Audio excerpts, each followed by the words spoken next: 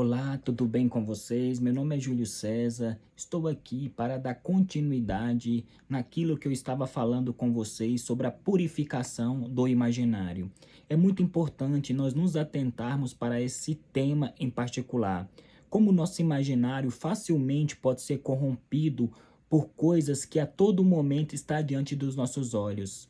Jó disse certa vez: eu fiz uma aliança com os meus olhos para não pecar contra ti. E em todo momento os nossos olhos podem nos corromper e a nossa imaginação também pode ser corrompida através dos nossos olhos. Portanto, nós devemos continuamente pensar na purificação do nosso imaginário. E o que nos ajuda muito em relação a isso é justamente a literatura. Eu conversei com vocês sobre O Senhor dos Anéis, sobre o Hobbit, sobre o Silmarillion e vários outros livros, as Crônicas de Nárnia, e agora eu quero dar continuidade com o livro As Crônicas de Nárnia. C.S. Lewis foi um autor oxfordiano que praticamente se converteu através de Tolkien, através de uma conversa. C.S. Lewis disse para Tolkien que ele não acreditava no cristianismo, porque o cristianismo era um mito como todos os outros mitos. E Tolkien disse para ele: você está certo, o cristianismo é um mito, mas é um mito verdadeiro, e todos os mitos apontam para esse verdadeiro mito que é o cristianismo, ou seja, o evangelho, aquele herói que deixou seu pai na glória e veio resgatar o seu povo, de tal forma que ele dá a vida pelo seu povo, ou seja, Tolkien disse para ele que ele não deveria descartar a mitologia, mas entender a mitologia de forma correta. E C.S. Lewis, através daquela conversa com Tolkien, ele se tornou um deísta, ou seja, ele acreditou em Deus. E de repente, em uma viagem para o zoológico com o irmão dele de moto, ele, chegando no zoológico, disse: eu saí da minha casa, eu era um deísta. Agora eu sou um cristão, acredito em Deus. Sem nenhum pingo de emoção. No outro dia ele foi na igreja anglicana, ajoelhou e orou ao Senhor em nome de Jesus. E eu quero conversar com vocês sobre esse livro em particular, O Cavalo e o Seu Menino. Esse livro é muito interessante porque se passa em uma aldeia. Lá está o menino vivendo com um pai adotivo que é um homem muito ruim e trata esse menino praticamente como um escravo, dando praticamente só pão e água a esse menino. E chega um Takahama, ou seja, um senhor nobre na casa desse homem. E lá pelas tantas ele tira o menino de dentro de casa e coloca o menino para dormir no estábulo.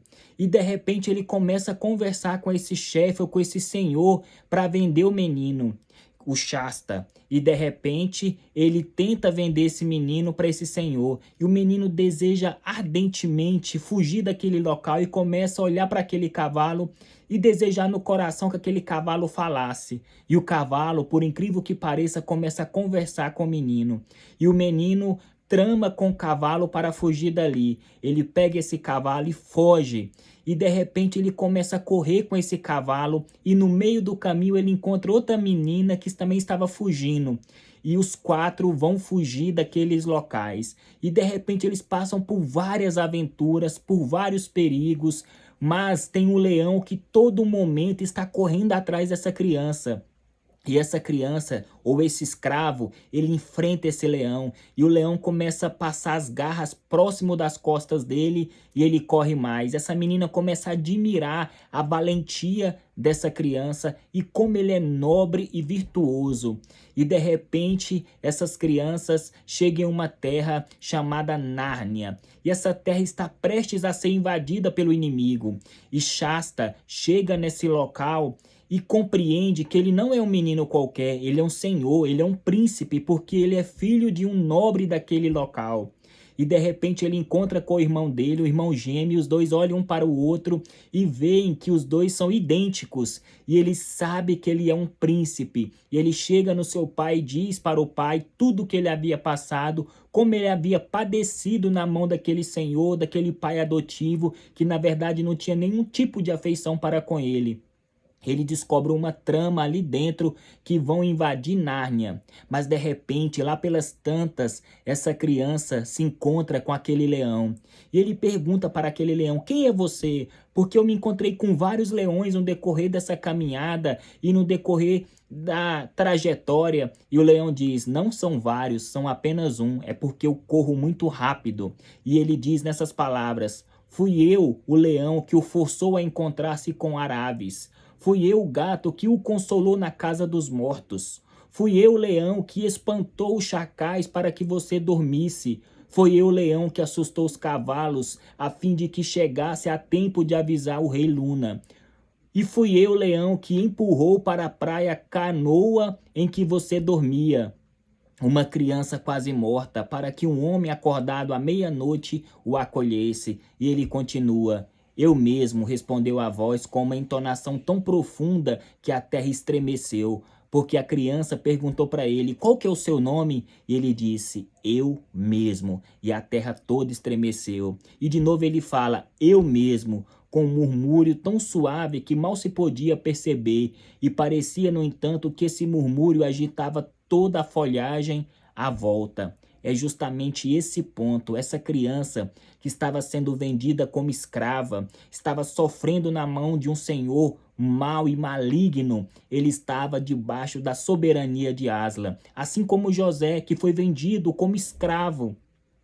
E ele disse a seus irmãos posteriormente: vocês intentaram mal contra mim, mas o Senhor tornou em bem, para que guardasse todo o nosso povo em vida. Muitas vezes nós passamos por dificuldades, por momentos nebulosos. Parece que o céu se torna em bronze, parece que o Senhor não ouve as nossas vozes, parece que as nossas orações não sobem ao trono de Deus.